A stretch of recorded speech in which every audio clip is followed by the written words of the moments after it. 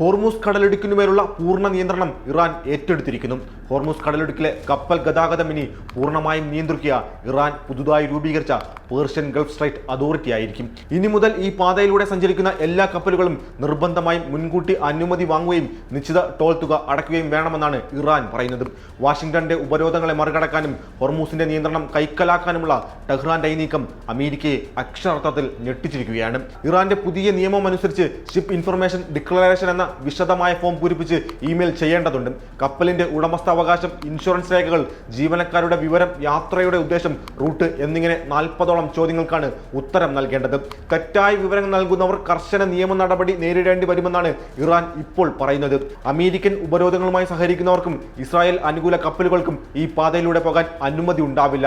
Iran സൈന്യം അത്തരക്കാരെ നേരിടുക കർശനമായി തന്നെയായിരിക്കുമെന്നാണ് പുതിയ റിപ്പോർട്ടുകൾ സൂചിപ്പിക്കുന്നത്. ഈ കളിയിൽ റഷ്യയുടെ പിന്തുണയുമുണ്ട് കേട്ടോ ഇറാന്.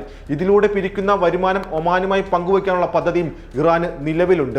വിദേശ ശക്തികളുടെ ഇടപെടലില്ലാത്ത ഒരു പുതിയ പ്രാദേശിക ക്രമം കെട്ടിപ്പടുക്കുക എന്നതാണ് ഇറാന്റെ പരമോന്നത നേതാവായിട്ടുള്ള മുജ്തബ ഖമനി ഉദ്ദേശിക്കുന്നത്.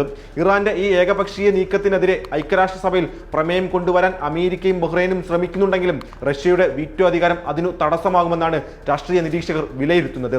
എന്നാൽ ഈ രാഷ്ട്രീയ വടംവലിക്കിടയിൽ തകരുന്നത് ആഗോള ഊർജ്ജ വിപണിയാണ് കേട്ടോ. ഇപ്പോൾ തന്നെ ക്രൂഡ് ഓയിൽ വില കുതിച്ചുയരുകയും വിതരണ ശൃംഖല താളം തെറ്റുകയും ചെയ്തിരിക്കുകയാണ്. ഇന്ത്യയെ സംബന്ധിച്ചിടത്തോളം ഈ സാഹചര്യം അത്യന്തം ഗുരുതരമാണ്. ലോകത്തിലെ ഏറ്റവും വലിയ റിഫൈനിങ് ഹബ്ബുകളിലൊന്നായ India Iraq, Saudi Arabia, UAE എന്നിവിടങ്ങളിൽ നിന്നുള്ള ക്രൂഡ് ഓയിലിനാണ് പ്രധാനമായും ആശ്രയിക്കുന്നത്. ഈ പ്രതിസന്ധി മൂലം ഇന്ത്യയിലേക്കുള്ള എണ്ണ ഇറക്കുമതിയിൽ വൻ ഇടിവാണ് കേട്ടോ ഇപ്പോൾ രേഖപ്പെടുത്തിയിരിക്കുന്നത്. പ്രതിദിനം 1,41,000 ബാരൽ കയറ്റുമതി ചെയ്തിരുന്ന സ്ഥാനത്ത് നിന്നും 48,600 ബാരലിലേക്ക് ഇന്ത്യയുടെ റിഫൈൻ ഉൽപ്പന്നങ്ങളുടെ കയറ്റുമതി ഇപ്പോൾ കൂപ്പുകുത്തിയിരിക്കുകയാണ്. അസംസ്കൃത എണ്ണയുടെ ദൗർലഭ്യം ഇന്ത്യയുടെ ആഭ്യന്തര വിപണിയിൽ വലിയ വിലക്കയറ്റത്തിന് ഇപ്പോൾ കാരണമായിരിക്കുന്നു. ഇത് രാജ്യത്തിന്റെ മൊത്തത്തിലുള്ള സാമ്പത്തിക വളർച്ചയെ മന്ദഗതിയിലാക്കുമെന്ന് ഏതാണ്ട് ഉറപ്പാണ്. ഹോർമൂസ് കടലിടുക്കിലെ ഈ തർക്കം എത്രയും വേഗം പരിഹരിക്കപ്പെട്ടില്ലെങ്കിൽ ഇന്ത്യ ഉൾപ്പെടെയുള്ള ഏഷ്യൻ രാജ്യങ്ങൾ കടുത്ത ഊർജ്ജക്ഷാമത്തിലേക്കും സാമ്പത്തിക തകർച്ചയിലേക്കും നീങ്ങാനുള്ള സാധ്യത വളരെയധികം കൂടുതലാണ്.